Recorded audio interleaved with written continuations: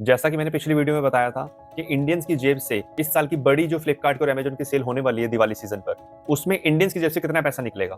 मैंने अपना टॉपिक खत्म किया था कि इंडियंस जो है इम्पल्सिंग बाय करते हैं, जहाँ पर उन्हें ज़रूरत भी नहीं होती, जिस वजह से वो इकोनॉमिकल प्रेशर में आ जाते हैं।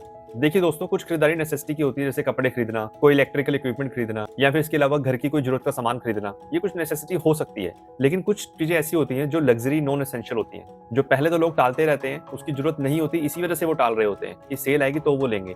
बट वो सोचते हैं कि उसका डिस्काउंट आ गया और अब हम खरीद लेते हैं, लेकिन वो उसके बावजूद भी काफ़ी ज़्यादा प्रेशर में होते हैं। हम लोग एक डायलेमा में जी रहे हैं। लेट्स से अगर हम बात करें हमारे पास एक बड़े ब्रांड का लेट्स से अगर हम बात करें हमारे पास आईफ़ोन है, तो हमारे पास एक डायलेमा हमारे माइंड में सेट है कि हमें एक बड़े ब्रांड के साथ जाना है, हमें वो ब्रांड खरीदना है। हालाँकि हमें आईफ़ोन की ज़रूरत भी नहीं है, हमारे पास अच्छा खासा फ़ोन चल रहा है और मान लीजिए अगर किसी के पास आईफ़ोन अभी 17 आने वाला है, अगर किसी के पास 15 या 16 है ना, तो उसको भी एक चुल मची रहेगी कि मेरे को आईफ़ोन 17 लेना है।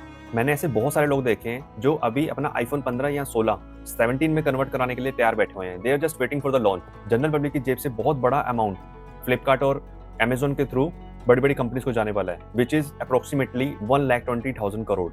हालाँकि इसमें कुछ पैसा जो है रिटर्न के रूप में, रिफंड के रूप में वापस आएगा, कुछ पैसा जो है एडवर्टाइज़मेंट कंपनीज़ को भी जाएगा क्योंकि इतना ब्रांडिंग करना होता है, तो वो that's a different matter. But एक एक्चुअल जो जीएमवी है वो 1,20,000 करोड़ होगा।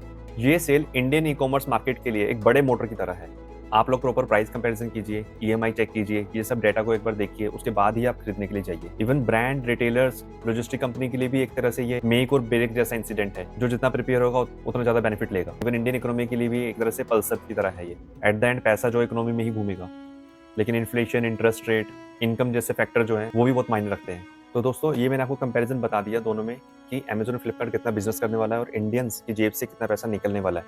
तो जो भी आप बाय करें, अपनी ज़रूरत के हिसाब से बाय कीजिएगा, ताकि आगे आप अपनी चीज़ों को मैनेज कर पाएँ। तो यही मेरा पर्पज़ था आप लोगों को बताने का। तो जल्दी मिलता हूँ आपको अगली वीडियो के साथ, तब तक के लिए हर हर महादेव।